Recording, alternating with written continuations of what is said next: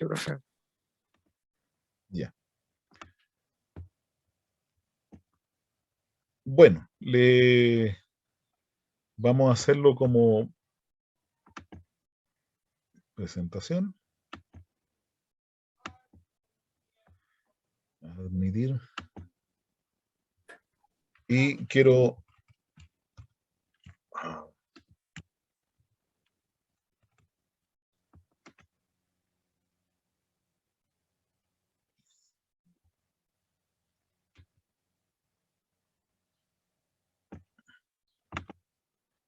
Ya, ahí sí.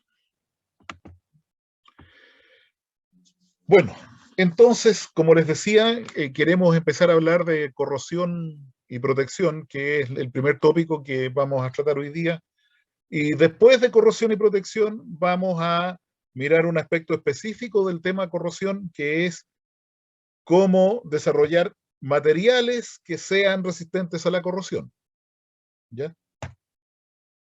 Materiales que en la jerga metalúrgica se conocen como aceros inoxidables. ¿Ya? Pero antes de mirar los aceros inoxidables, vamos a echarle una mirada a lo que es el fenómeno de la corrosión y la protección a la corrosión. Entonces, ¿qué tenemos? Bueno, hay dos cosas que ocurren con los aceros en general, con los materiales metálicos, cuando están expuestos al ambiente, a un ambiente cualquiera, digamos, a la atmósfera, al lugar donde se encuentran, ¿sí? Expuestos a la atmósfera. Me refiero a que no están encapsulados en una cámara de vacío o en una cosa más protegida. Uno es una acción que se genera a alta temperatura, que se llama oxidación, y es una reacción directa del metal con el oxígeno, y eso se llama oxidación. ¿Ya? Y en general, insisto, ocurre a alta temperatura, a temperaturas en las cuales los procesos de reacción con el oxígeno atmosférico se desarrollan con cierta rapidez. ¿Ya? En cambio, la corrosión es un proceso que ocurre a baja temperatura, temperatura ambiente o menores incluso. ¿Ya? Cuando los procesos de reacción química no son tan rápidos, tan violentos, y ocurre, sin embargo, en la superficie del material, igual que la oxidación, y por una interacción del material con el medio ambiente. Pero la corrosión, para que se produzca, requiere de la existencia de un medio ambiente acuoso. Si no hay medio ambiente acuoso, no hay corrosión. Sí puede haber oxidación, pero no corrosión. ¿Ya? Entonces, al ocurrir con la presencia de un medio ambiente acuoso, las reacciones que ocurren en el desarrollo del deterioro que se llama corrosión son reacciones electroquímicas, son intercambios de electrones. Y el deterioro en particular ocurre cuando el metal pierde electrones y pasa a formar parte del medio acuoso como ion. Entonces la pieza metálica que está siendo atacada, que está siendo sometida a la acción del medio ambiente, va perdiendo masa porque pierde, por disolución de iones, ¿no es cierto?, parte del metal que la forma. Ese es el deterioro de la corrosión. El deterioro de la oxidación no requiere de fase acuosa y ocurre por reacción química directa del metal, átomos metálicos con oxígeno atmosférico y que forman un óxido que se separa del metal. ¿Ya? Pues ahí están. ¿Dónde ocurre la oxidación? Bueno, en todas las cosas que están a alta temperatura. Álabes de turbina, por ejemplo, que son los sistemas que hacen girar en los motores de alta combustión, los motores jet, o las turbinas de vapor, ¿no? Elementos calefactores dentro de un horno, qué sé yo, en los lugares donde hay alta temperatura.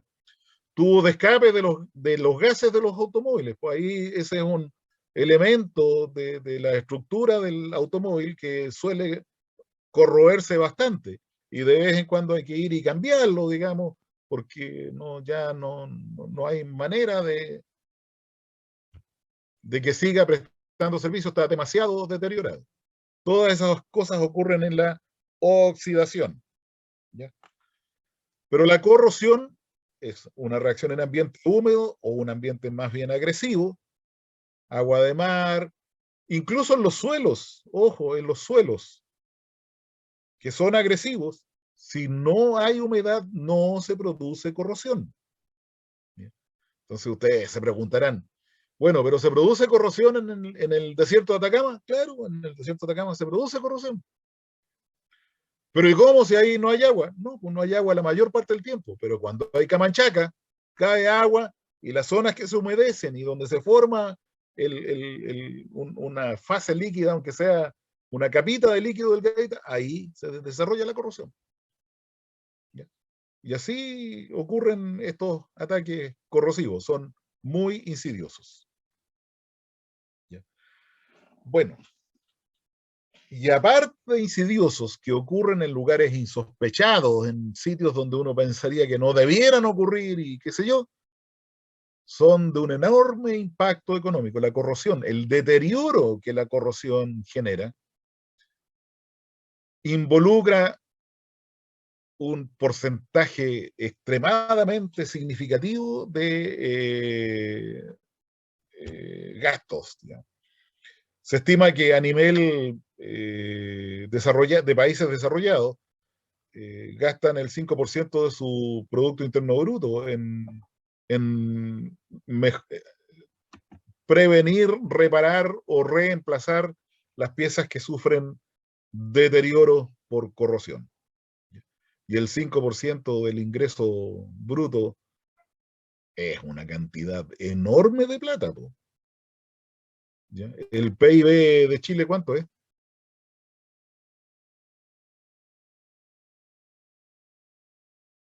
¿Cuánto es el Producto Interno Bruto de la economía chilena? No el Producto Interno Bruto per cápita, no, el Producto Interno Bruto total. ¿Cuánto es? ¿Lo saben? Son como 300.000 millones de dólares. Un 5% de eso, calculen cuánto es. En Chile. Y se van a dar cuenta de la magnitud del problema de la corrosión. ¿Ya? Bueno, en Estados Unidos, el costo de la corrosión se estima que es del orden de 350, que es del orden del Producto Interno Bruto chileno, digamos. 350 billones al año en el lenguaje gringo, eso significa 350.000 millones de dólares al año. Millones, 1.000 millones, 350.000 millones de dólares al año. Es una cifra enorme. Bueno, dejando de lado estas cosas más o menos descriptivas, vamos a ver cómo es el proceso más técnico, más duro y puro. Cuando hay un proceso electroquímico hay dos reacciones complementarias, una reacción anódica y una reacción catódica. ¿Ya? La reacción anódica es la del material que pierde electrones. Entonces, en este caso, el ánodo siempre es el metal. ¿Ya? Y está simbolizado acá, pues el metal se convierte en un ion positivo N más, y genera N electrones. Esa es la reacción anódica. ¿Ya? Y se dice que este material, el metal, se oxida. ¿Ya? Por ejemplo, el hierro, ¿no es cierto?, pasa a hierro más 2 y genera 2 electrones. Y en ese proceso, al perder los electrones, se oxida. Por eso que esta reacción se llama de oxidación. Y la segunda es la de reducción, que es una reacción que consume electrones. ¿Ya? Y ocurre en un lugar que se llama el cátodo. Y hay varias alternativas. Cuando hay ambiente húmedo, cuando hay agua presente, hay varias alternativas para generar las reacciones catódicas.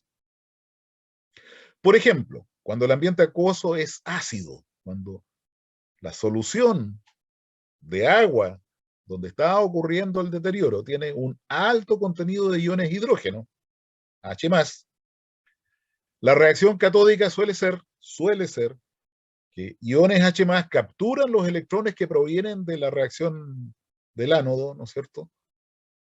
Capturan y generan moléculas de hidrógeno que se van hacia la atmósfera, se escapan y quedan como gases en la atmósfera. ¿Ya? Ese es un primer proceso de reducción. Para que eso ocurra, tiene que haber una solución acuosa y que además la solución acuosa no esté neutra, sino que tenga altos contenidos de hidrógeno, de ion hidrógeno, o sea, un pH relativamente bajo. ¿Ya? Cuando tenemos una solución ácida, puede que no sea tan pH tan bajo, pero que tiene oxígeno disuelto, o sea, O2 en solución dentro de la reacción, se produce un segundo proceso de reducción. ¿Ya? El O2, oxígeno disuelto, reacciona con, y ácido, ¿no es cierto? Reacciona con 4 iones hidrógeno y 4 electrones, y estos electrones se generan ahí en el proceso de disolución del metal, y este oxígeno disuelto pasa a formar parte del agua líquida, ¿ya? Generando 2 moléculas de agua nuevas. Entonces, desaparece un poco del hidrógeno que baja el pH, desaparece un poco del oxígeno que está disuelto y se consumen los electrones que se generan en la disolución de los iones metálicos. ¿Ya? Y el último proceso, que se llama de descomposición del agua, es cuando tenemos agua neutra, agua a condiciones como el agua potable o algo por el estilo, con oxígeno disuelto, ¿ya? Agua con oxígeno disuelto. Entonces, 2 moléculas de agua más una molécula de oxígeno más los 4 electrones forman 4 iones OH. ¿Ya? OH menos, son iones negativos, 4 hidroxilos. ¿Ya? Entonces esto se llama la hidroxilización del agua y es una posibilidad en las reacciones catódicas, dependiendo de las condiciones. Entonces, en la corrosión hay agua presente y lo que ocurre como oxidación es que el metal pierde masa porque parte de la masa metálica se va como ion al agua. Y eso es una oxidación porque para que eso ocurra, el metal tiene que perder electrones. Y esos electrones son ocupados en una reacción simultánea de reducción que consume los electrones, que depende de las condiciones del agua que está presente. Si es una solución ácida, podemos generar hidrógeno gaseoso. Si es una solución ácida con oxígeno disuelto, podemos generar moléculas de agua. O si es una solución neutra con oxígeno disuelto, podemos generar iones OH. ¿Ya? Bueno, digamos, para fijar las ideas, tenemos un ejemplo. Aquí tenemos zinc, una barra metálica de zinc puro, ¿ya? Que está sumergida, no está metálica, ¿no? Sumergida en una solución ácida. Entonces, ¿qué le pasa a esta barra metálica de zinc? Bueno, hay una zona del zinc, una zona, que nunca se sabe muy bien por qué se comporta así, pero hay una zona de la superficie del zinc que se convierte en un cátodo y otra zona de la misma superficie del zinc se convierte en hay una zona que se convierte en el ánodo y otra zona que se convierte en el cátodo. Entonces ahí donde está el ánodo, el zinc se disuelve, sale de la red cristalina que estaba formando el sólido y se va a la solución como ion zinc más 2. Se generan dos electrones que viajan por la fase metálica, porque ahí se pueden mover con mucha facilidad los electrones, y en otra parte de la superficie se produce la reacción catódica, en que estos electrones se combinan con iones hidrógeno, porque esta solución es ácida, están los iones hidrógeno presentes, forman una molécula de hidrógeno y esta molécula de hidrógeno sale y se va a la atmósfera. Y así el zinc va perdiendo masa de a poco dentro de la solución ácida en la que está sumergido. Y esta pérdida de masa es el deterioro que se produce por corrosión. ¿Se entendió el proceso, no es cierto? ¿Se entendió, no?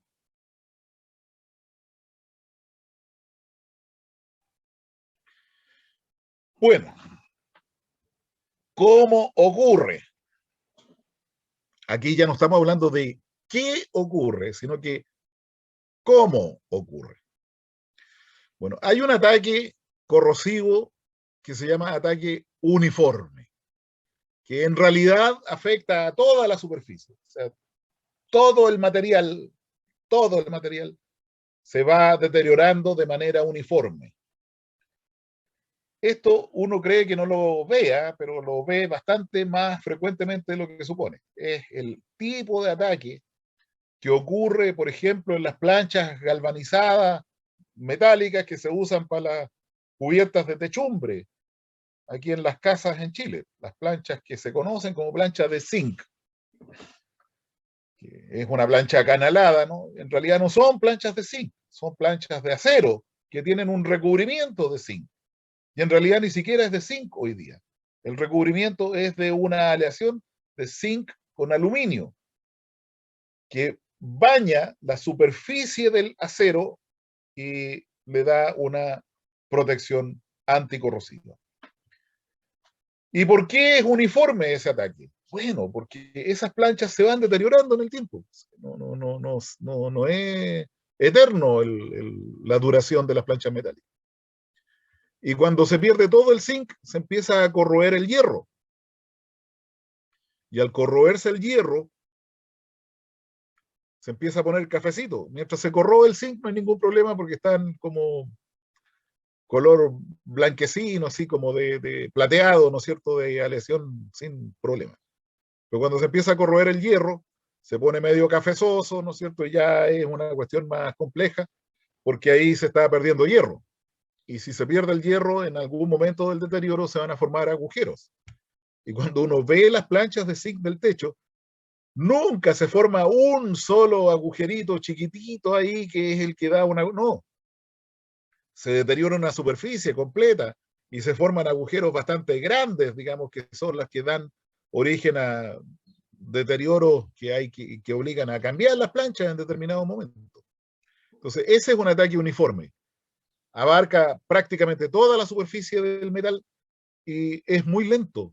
Por eso que se dice que es benigno, porque avanza muy poco en deterioro del material en función del tiempo. Entonces el material dura mucho tiempo y uno se da cuenta cuando ya está llegando al final de su vida útil y puede sacar el material deteriorado y reponerlo por uno más nuevo, ¿no es cierto?, que va a resistir mucho tiempo más. Entonces es un ataque corrosivo, uniforme, que abarca toda la superficie y que es relativamente benigno, ya que no produce demasiado daño, porque cuando ya se va a producir el daño, ha pasado mucho tiempo y uno ha tenido tiempo de cambiar las cosas.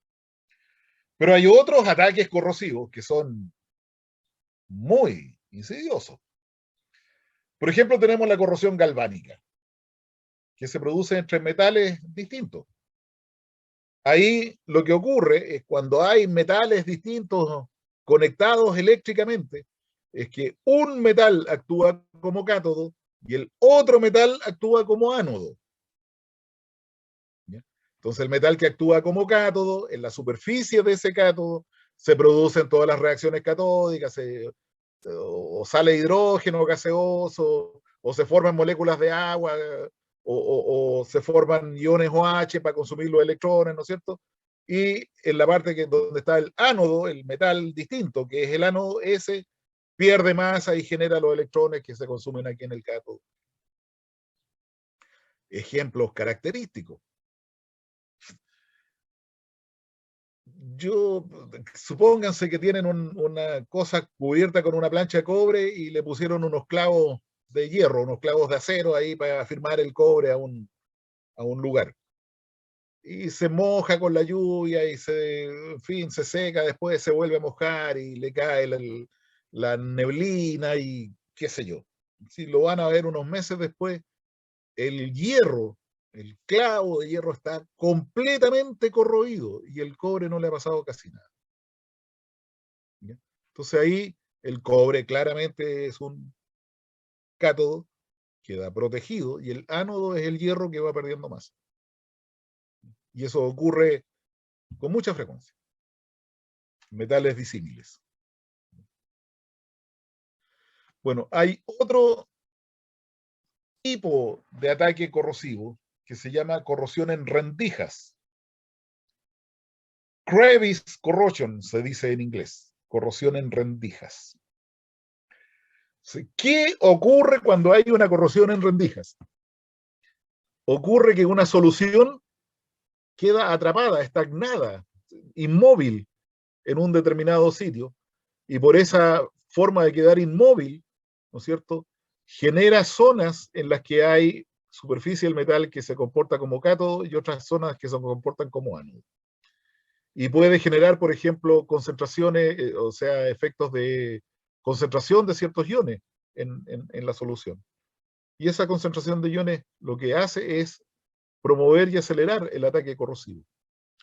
Entonces, ejemplos típicos de corrosión Crevice es en las empaquetaduras. Cuando nosotros tenemos un flange, una tubería, un flange que es una pieza metálica que tiene agujeros para conectar los dos trozos de tubería con un perno. ¿Ya? Para que no se salga el líquido, uno le pone entre medio de los dos flanges una empaquetadura. Pero siempre queda una rendija, queda un sitio que la empaquetadura no cubre, ¿ya? Y que los pernos quedan mirando para afuera, ¿ya? Y que la empaquetadura no cubre y donde se llena de líquido. Y ahí se produce ataque corrosivo preferencial. No se ataca todo el flange, sino que se ataca solamente el lugar donde está estagnada, donde está detenida la solución, porque la solución sigue circulando por la tubería, pero ahí no se mueve mucho porque no le llega flujo para que se mueva. Y ahí se produce ataque corrosivo de los flanges. Y cuando ustedes desarman la tubería, hay ataques corrosivos, pero súper grandes, agujeros grandotes que ya están a punto de destruir el flange. Corrosión por picado. Esta corrosión también es súper insidiosa. Es típico de lo que ocurre en el agua de mar. Y sobre todo en el agua de mar con aceros inoxidables. No es la única que ocurre por picado, pero en el agua de mar el acero inoxidable tiene corrosiones en las que se forman unos agujeros y los agujeros empiezan a avanzar. ¿Ya? Entonces, dentro del agujero se forma como la misma situación de la rendija. Es un proceso autocatalítico, se acumulan ciertos iones que aceleran la corrosión, la disolución del metal en el fondo del agujero. Y la zona como más superficial del metal es la que pasa a ser el cátodo y la zona del fondo del agujero pasa a ser el ánodo. Y ahí el ánodo se va disolviendo, se va disolviendo, se va disolviendo. Esos agujeros crecen alineados con la fuerza de gravedad, o sea, van creciendo hacia abajo y van deteriorando tuberías, estructuras, qué sé yo, y al final, por ejemplo, se producen escapes de combustible producto del pitting que ha ocurrido en el interior de la tubería conductora de combustible. ¿Ya? Corrosión intergranular. También ocurre en los aceros inoxidables. Y es un tipo de ataque en que el acero, por una soldadura, por ejemplo, ha dejado de tener cromo suficiente para ser inoxidable en una banda muy estrecha. Y el cromo ha precipitado como carburo de cromo en el borde del grano. Entonces, los bordes del grano de los aceros del acero inoxidable en esa zona cercana a la soldadura quedan no inoxidables, quedan sin cromo. Y esa parte que no tiene cromo se puede corroer con rapidez, ¿no es cierto? Y hacer un ataque en una zona muy angosta y que además va arrancando granitos, o sea, va como escarbando granitos.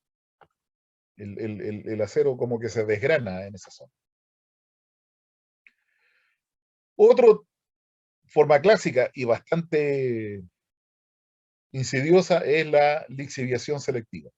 Hay soluciones, por ejemplo, hay aleaciones que se usan bastante en determinados espacios. Latones, que son aleaciones cobre-zinc. Latones, son amarillitos, ¿no es cierto? Y hay un tipo de latón especial que se usa mucho en los barcos, que se llama latón almirantazgo, porque fue desarrollado por el almirantazgo británico para los barcos. Y que es amarillito, pulido, así, de las pomos de las puertas, de las barandas, de las escaleras, de los barcos, esos componentes así que de repente uno los pasa limpiando con brazos. Bueno, esas aleaciones que tienen cobre y zinc en determinados ataques corrosivos disuelven preferentemente el zinc, lo disuelven de manera preferencial. Y queda un depósito de óxido de zinc en la superficie, una cosa como blancuchenta. ¿Sí? Y ese depósito de óxido de zinc sirve para que el resto del zinc que queda en el interior de la aleación se siga corroyendo y transformándose en óxido de zinc porque sirve de sitio de nucleación para nuevos ataques corrosivos. Esa lixiviación disuelve en el zinc y esa lixiviación selectiva destruye la aleación, en definitiva. Desinsificación de latones, por ejemplo. ¿Ya? Corrosión bajo tensión. Esta es re difícil de explicar. Pero se requiere que, esto ocurre solo en los aceros inoxidables, se requiere que el acero esté en un ambiente corrosivo y que además tenga esfuerzos aplicados sobre él. Entonces, si no hay esfuerzo aplicado, aunque esté en ambiente corrosivo, no se oxida. Pero apenas le empezamos a aplicar el esfuerzo, se empieza a corroer y se deteriora indefectiblemente de manera selectiva. Corrosión fatiga, donde los esfuerzos cíclicos, ¿no es cierto?, aparecen, desaparecen, aparecen, desaparecen. De una pieza metálica que está sometida en un ambiente corrosivo, se acelera su deterioro corrosivo o su deterioro por fatiga. ¿Ya?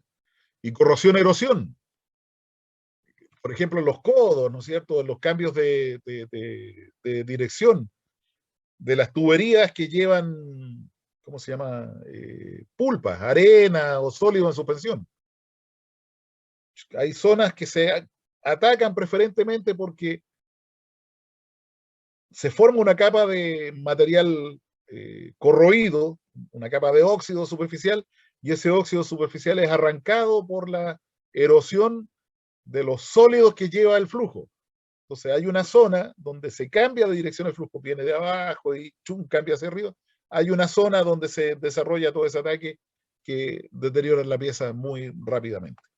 Eso se llama corrosión-erosión. Es una mezcla de deterioros. ¿Ya?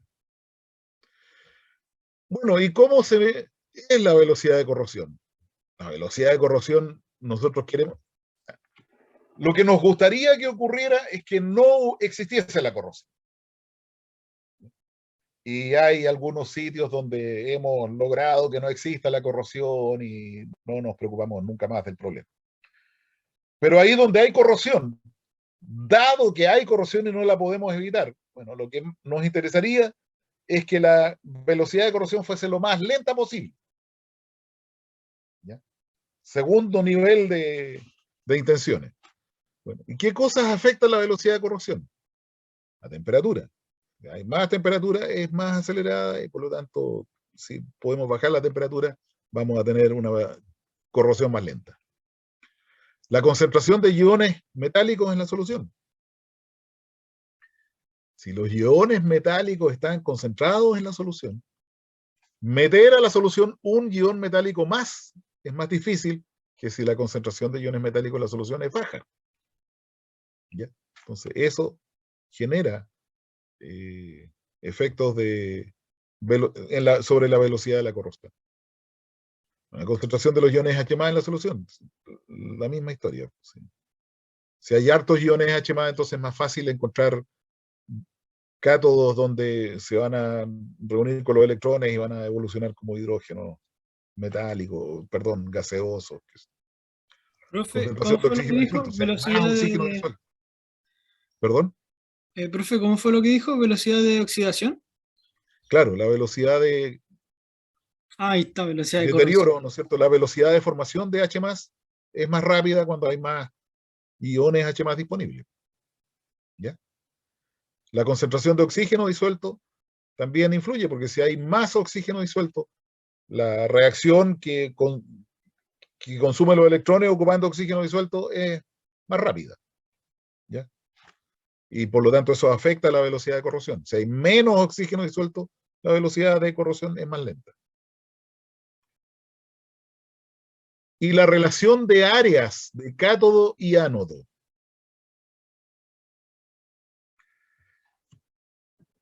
¿Qué creen ustedes que es lo que a nosotros nos interesa? ¿Que sea grande el cátodo o que sea grande el ánodo? ¿Qué sería lo más conveniente? Dado que en el ánodo pierden masa los metales y en el cátodo pasan otras cosas, se forman otras reacciones.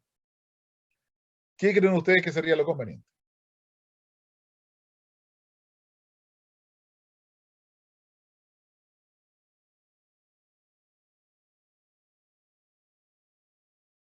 ¿Les cuento?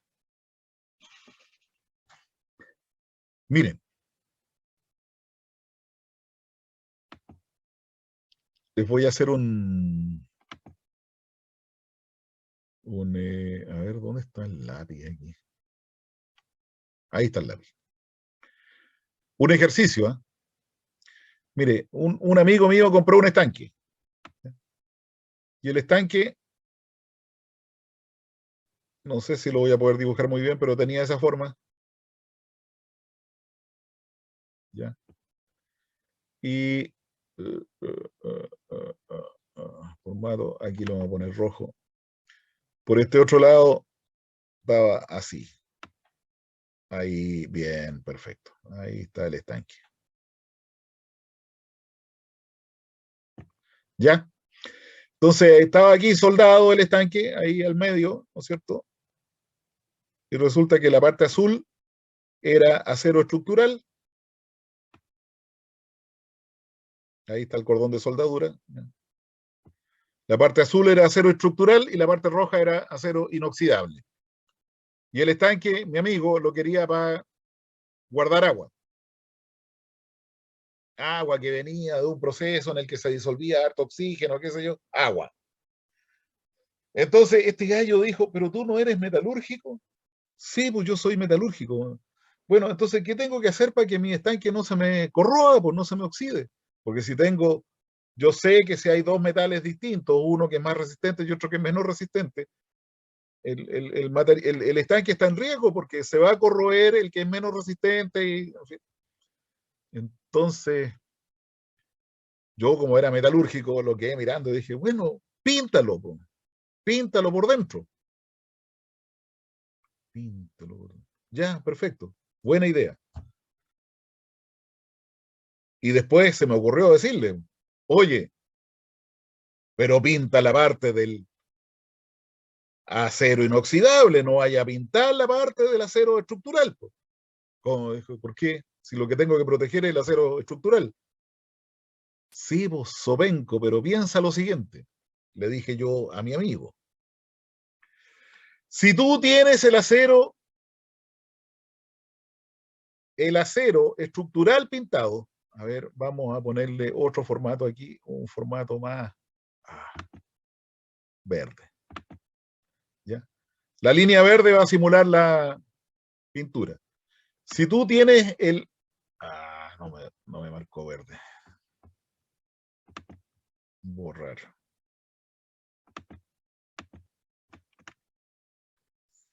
Bueno, si tú tienes... Vamos a retroceder. Si tú tienes la parte estructural pintada por dentro, donde está el agua, y se le hace cualquier rayita a la pintura, lo que tú tienes es una zona pequeñita de material estructural débil que se disuelve, ¿ya? Acoplada eléctricamente, soldada, ¿no es cierto? Con una zona súper grande de material resistente a la corrosión donde se pueden producir las reacciones catódicas. Entonces tienes un ánodo chiquitito y un cátodo súper grande. ¿Y qué es lo que va a pasar así? Lo que va a pasar es que ese ánodo chiquitito se va a corroer súper rápido, se te va a hacer un hoyo en el estanque y se te va a caer todo el agua.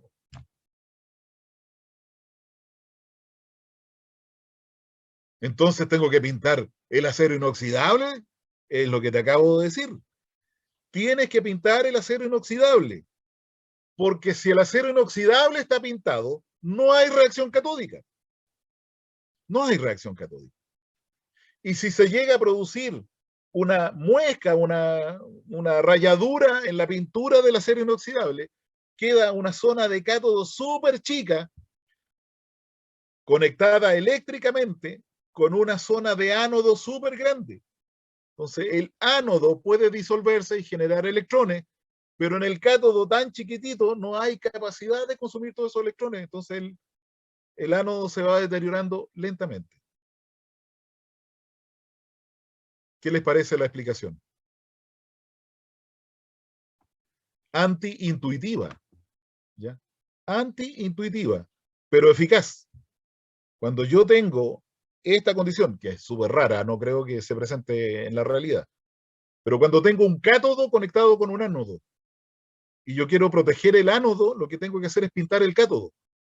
Porque si pinto el cátodo, dejo que una zona muy pequeña sirva de cátodo en realidad. Y por lo tanto, lo que me sirve es que el cátodo sea chico, un área pequeñita, y el ánodo sea grande, un área muy grande. Eso protege al ánodo. ¿Qué les parece? ¿Les gustó o no?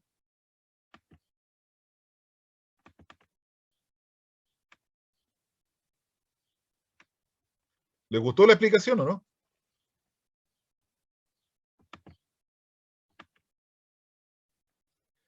Entonces, cuando tenemos la relación de áreas cátodo-ánodo, lo que nos interesa es que el cátodo sea chiquitito y el ánodo sea muy grande.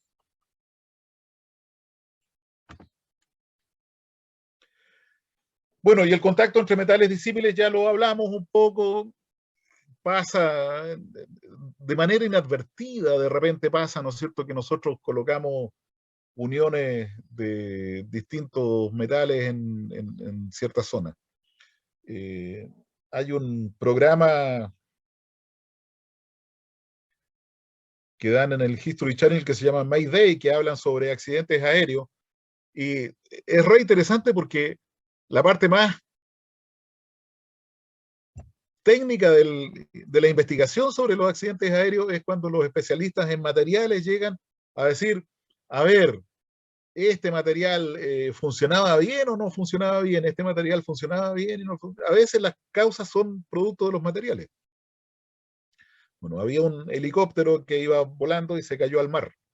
¿Ya? Y se cayó al mar así por una razón absolutamente desconocida. Y pudieron rescatar al helicóptero, los restos y analizarlos, y descubrieron que había un perno de titanio, que había estado apretando una zona de un filtro de aceite, que el titanio por alguna razón se empezaba a corroer con el material del filtro y se rompía. y cuando se rompía, el filtro de aceite perdía todo el aceite y el engranaje motriz del helicóptero no tenía lubricación y se caía.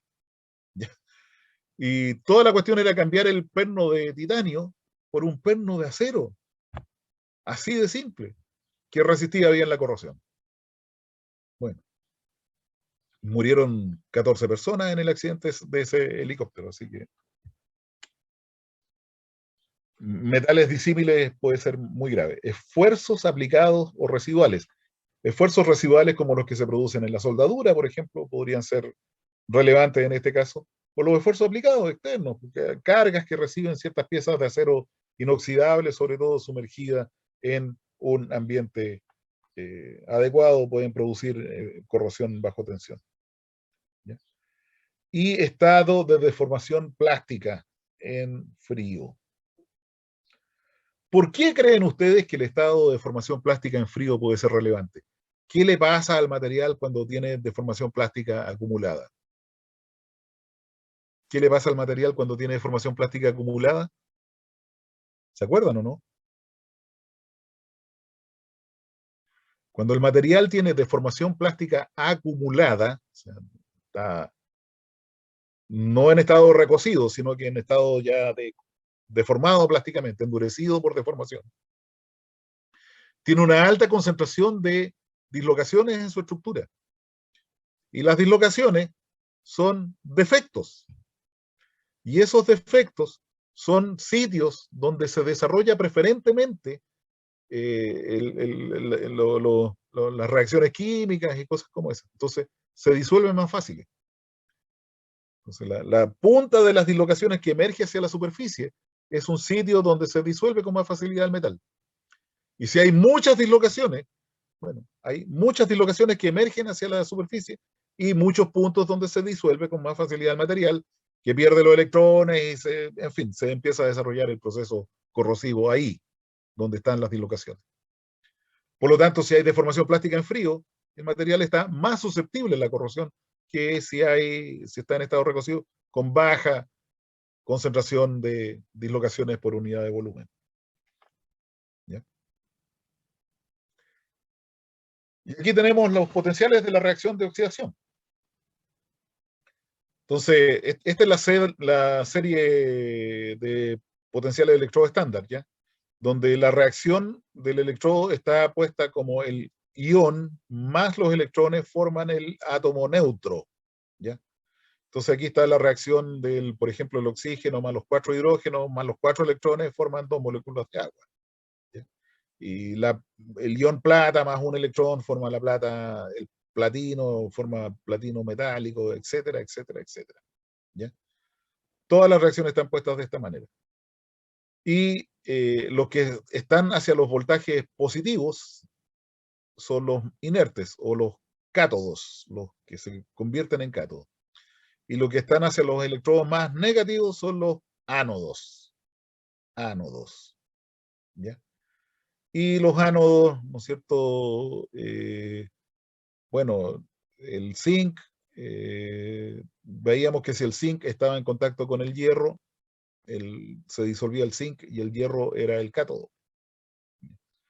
Y etcétera. Pues. Perdón, este es el Fe más 3 que pasa a Fe más 2. Este es el Fe más 2 que pasa a fierro metálico. Si el zinc está en contacto con el fierro metálico, se disuelve el zinc y el fierro se protege, se convierte en el cátodo de la unión. Por eso que las láminas de zinc protegen, los recubrimientos de zinc protegen a las láminas de techumbre. ¿Ya? Y así sucesivamente, pues ese tipo de cosas ocurren. Bueno, ¿qué tipos de óxidos se forman? ¿Ya? Y tipos de oxidación. Bueno, los óxidos se forman en la superficie, en primer lugar. ¿Ya? Y pueden ser no adherentes o óxidos adherentes. Cuando son no adherentes, quiere decir que la capa de óxido que se forma en la superficie está más o menos suelta, no se adhiere a la superficie del metal y por lo tanto no genera sobre el metal una protección muy relevante, muy interesante. ¿Ya? En cambio, a veces hay algunos óxidos que son bastante adherentes, se adhieren a la superficie del material y en definitiva generan una capa de óxido regular que cubre la superficie del metal y impide que los átomos de oxígeno o los procesos de disolución o los procesos catódicos afecten al metal. Entonces impiden de manera efectiva, protegen el metal de la corrosión. Eso es lo que ocurre con el aluminio, por ejemplo. Nosotros estamos acostumbrados a considerar que el aluminio es un metal que resiste la corrosión mucho, que es bueno para resistir la corrosión. Pero si miramos la serie galvánica, el aluminio está por aquí abajo. ¿Ya? El aluminio es un metal muy anódico, que en condiciones de equilibrio se disuelve con facilidad. Pero ¿qué es lo que ocurre? Lo que ocurre es que no se disuelve porque el aluminio rápidamente, el aluminio metálico forma encima del metal una capa de óxido delgadita y transparente, muy adherente. Entonces, lo que ocurre ahí no es que el aluminio sea bueno para la corrosión, sino que el óxido de aluminio que está en la superficie es el que está protegiendo al metal. ¿Ya? Y lo mismo pasa con el cromo y otros metales bien característicos que uno los conoce como metal. El cromado, por ejemplo, es un proceso de tratamiento de superficies metálicas y otras superficies que no solo es decorativo, sino que también es protector contra la corrosión. Bueno, cuando tenemos óxidos adherentes, lo que ocurre es una ley parabólica, o sea, la velocidad de corrosión va disminuyendo en el tiempo, la pérdida de peso, por ejemplo, va disminuyendo en el tiempo. ¿Ya? Cuando los óxidos no son adherentes o no son buenos protectores, la corrosión es lineal, pues la velocidad de pérdida de masa por unidad de tiempo es más o menos constante. Incluso no hay muchos casos, pero a veces se acelera. ¿Ya? Eh, Bueno, el aluminio, por ejemplo, tiene estos óxidos así adherentes y cubridores. ¿Ya? El magnesio es un metal que tiene un óxido que ocupa menos volumen que el metal. Entonces, cuando se forma el óxido, queda entre medio de las partículas de óxido un hueco por donde el magnesio se puede seguir disolviendo. El aluminio no, bien cubierto, eh, bien protegido y el óxido lo evita su corrosión. Y el hierro genera un óxido que se desprende, no es muy adherente, digamos, y por lo tanto tampoco es protector de la corrosión.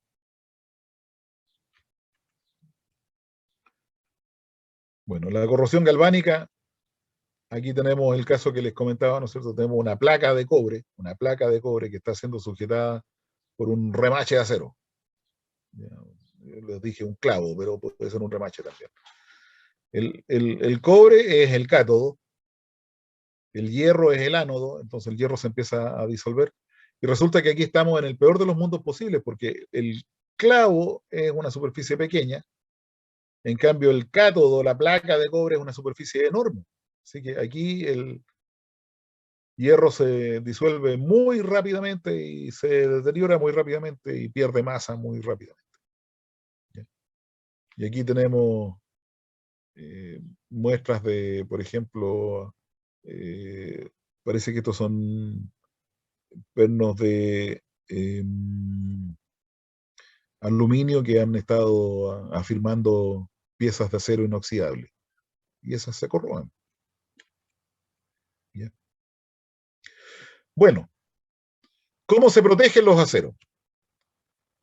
Primero, eh, haciendo que el acero quede protegido por un metal que se disuelve preferentemente y no el hierro, sin cabo. ¿Ya? Es el caso clásico del galvanizado o de los ánodos de sacrificio que se le ponen a los buques. Y aquí el zinc se disuelve y el hierro es el cátodo. Resulta que si al zinc se le hace una breve rayita, ¿no es cierto? Lo que ocurre con el acero es que queda convertido en el cátodo. Entonces no se disuelve hasta que desaparece todo el zinc. Entonces el zinc protege efectivamente el acero e incluso si se deteriora un poco el zinc, el acero todavía sigue estando protegido. ¿Ya? Otro método es un ánodo de sacrificio.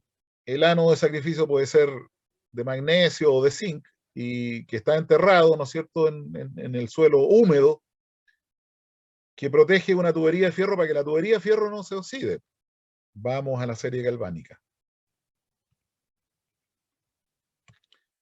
Yo les dije que el zinc se disolvía y el fierro se protegía.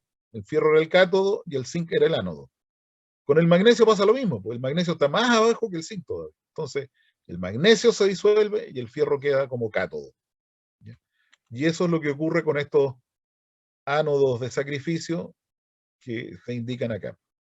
El magnesio se disuelve, transmite los 4 electrones y aquí se genera la reacción catódica donde la tubería de fierro que queda protegida es el cátodo de este par de materiales. ¿Ya? Incluso esta situación, esto es espontáneo, digamos, o sea, el magnesio siempre se va a disolver y el hierro siempre se va a proteger en esta condición, cuando aquí está el suelo húmedo. Pero incluso nosotros podríamos decir que se puede disolver una chatarra de fierro que yo tengo enterrada y proteger la tubería que se convierte en el cátodo, siempre y cuando yo le agregue al circuito un voltaje que hace que la corriente circule, que los electrones se vayan desde la chatarra hasta la tubería. ¿Ya? Entonces, si yo me las arreglo para construir el circuito eléctrico de manera tal que los electrones que se generan aquí se vayan hacia la tubería y la tubería reciba todos los electrones y haga la reacción catódica, entonces la tubería queda protegida y la chatarra de fierro se disuelve y es el ánodo de sacrificio. Pero como esto es fierro y esto es fierro, no ocurre de manera espontánea, tengo que yo empujarlo desde fuera con una fuente de potencia o con una corriente impresa. Y eso se llama protección por corriente impresa. ¿Ya? Los ánodos de sacrificio, ya hablamos de ellos, ¿no es cierto? Son, por ejemplo, los que se instalan aquí en el casco de una embarcación de metal, de acero. Y lo que hacen es impedir que el acero sea corroído por el agua de mar. Y por lo tanto hay que andarlo revisando y cambiando a cada rato, porque si uno se descuida con los ánodos de acero, lo que va a pasar es que se me va a corroer mi embarcación. Y aquí hay un ánodo de sacrificio de zinc, que ya está más o menos llegando al límite de la vida útil y va siendo bueno pensar en cambiarlo por uno nuevecito que se ve de esta manera. Y los ánodos de sacrificio no solo protegen barcos, sino que también pueden proteger estructuras metálicas de los muelles y cosas así, donde los ánodos de sacrificio están colgando aquí sumergidos en el agua de mar. ¿Ya? Bueno, la protección galvánica es la que genera el zinc y que si hay una rayadura, un deterioro de la superficie de zinc, el hierro todavía sigue siendo protegido. Esto es una protección de barrera, o sea, hay un metal, estaño, que cubre el acero y genera la hojalata estañada, la que se usa para fabricar los tarros de conserva. ¿Cómo protege el estaño al hierro? Por barrera. O sea, el estaño resiste mejor las soluciones corrosivas, ¿no es cierto?, que están junto con los alimentos dentro del tarro conserva. Y en tanto y en cuanto no se deteriore la superficie del estaño y no quede expuesto el hierro, esto va a quedar protegido. Si queda expuesto el hierro es el ánodo y el estaño es el cátodo. Y al ser un ánodo chico con un cátodo grande, estoy en el peor de los mundos posible porque el fierro aquí se deteriora muy rápidamente. Muy rápidamente. Bueno, como les estaba contando, la corrosión es una interacción entre el medio ambiente y el material. Entonces, para desarrollar estrategias de minimizar, eliminar o proteger al material contra la corrosión, podemos hacer varias cosas, desde controlar el medio, por ejemplo, cuánto oxígeno disuelto hay en el medio, el pH que hay en el medio, agregarle algunos inhibidores, depuración, bajar la velocidad porque el problema es erosión, cambiar la temperatura, qué sé yo, una serie de cosas que puedo hacer en el medio. ¿Ya? Puedo hacer protección catódica, protección anódica, que es una manera de no de controlar el medio, pero sí hacer que el medio disuelva selectivamente una cosa y no disuelva lo que a mí me interesa proteger. Puedo mejorar el diseño, evitando concentraciones de esfuerzo, contacto de metales disímiles, evitar grietas donde se acumulan, ¿no es cierto?, excluir el aire, en fin, donde se acumulan ciertas soluciones más corrosivas, en fin, donde se acumulan los iones de hidrógeno, por ejemplo, en la grieta. Puedo establecer recubrimiento, o sea, ya estoy acercándome al material, alejándome del medio y acercándome al material. Recubrimientos metálicos, o sea, zincado, cromado, todo ese tipo de cosas, recubrimientos inorgánicos, pintura, vidrio, en fin, y recubrimientos orgánicos también, pintura, laca, polímero, hasta asfalto le echan a veces a las cañerías para enterrarlas después. ¿Ya? Y por último, una selección de materiales. Materiales metálicos, materiales no metálicos, inherentemente resistentes al deterioro, a la corrosión en este medio. Entonces tengo una batería de cosas que van desde el control del medio hasta la selección de los materiales, pasando por una serie de medidas intermedias que me permiten controlar la corrosión. ¿Ya? Bueno, y aquí tenemos algo que ya vimos, ¿no es cierto? La corrosión es una reacción electrolítica, da origen a un proceso, ¿ya? En el cual hay una reacción anódica y una reacción catódica, y eso sirve para hacer muchas cosas, no solo para corroer los metales, también sirve para electrodepositar cobre en el electrowinning o en la electrorefinación. ¿Ya? En la electroobtención, entonces la reacción en el cátodo es la disociación del agua y con el oxígeno disuelto, en fin, forman eh, moléculas de hidrógeno. Y aquí tenemos la industria del galvanizado, es una industria bastante importante, digamos, porque permite obtener materiales que van mejorando su resistencia a la corrosión. ¿Ya? Y aquí tenemos dos tipos de procesos de galvanizado. Uno está normado por la norma STM A123, que tiene una secuencia de operaciones, ¿no es cierto? Y el galvanizado propiamente tal es un recubrimiento de zinc en un baño líquido de zinc, que deposita una capa de metal líquido que se solidifica en el hierro, ¿no es cierto? Y que después se produce enfriamiento y queda protegido. Y la norma 153 que hace que todo esto quede galvanizado, pero sirve para piezas pequeñitas, ¿no es cierto?, que se pueden manejar como a granel. ¿Ya? Y aquí tenemos el galvanizado de piezas pequeñitas, tornillos, por ejemplo, tuercas, ese tipo de cosas. Y este es el galvanizado de piezas más o menos grandotas, ¿ya? Piezas estructurales. Este galvanizado es el que se le hace a las a los elementos estructurales que sirven para fabricar, para erigir, digamos, las torres de alta tensión. ¿Ya? Aquí hay un ejemplo de hot dip galvanizing. Aquí están los trabajadores, ¿no es cierto?, operando al lado de un baño de zinc con algunas piezas que están siendo sumergidas en el baño de zinc para recibir su baño de protección galvánica.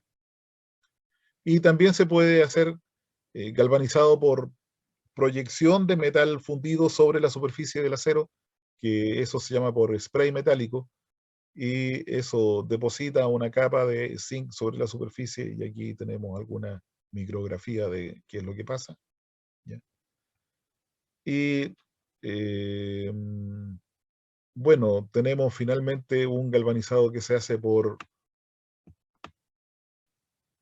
déjenme mirar aquí,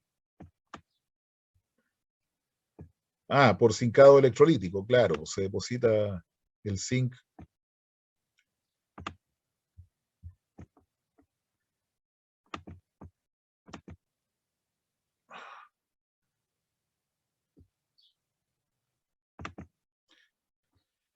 Ya, se deposita el zinc aquí en el material por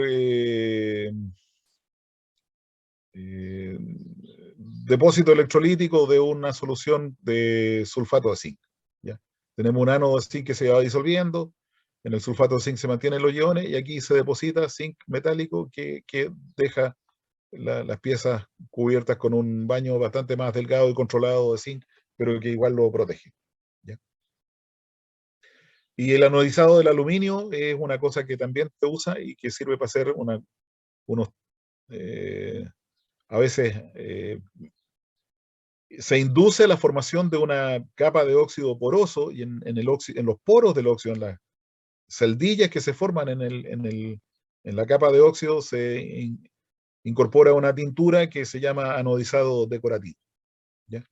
Donde tenemos, ¿no es cierto?, llaves y qué sé yo, piezas metálicas que tienen colores extraños y que sirven para no solo protegerla porque tienen el óxido formado, sino que también para darles un baño decorativo.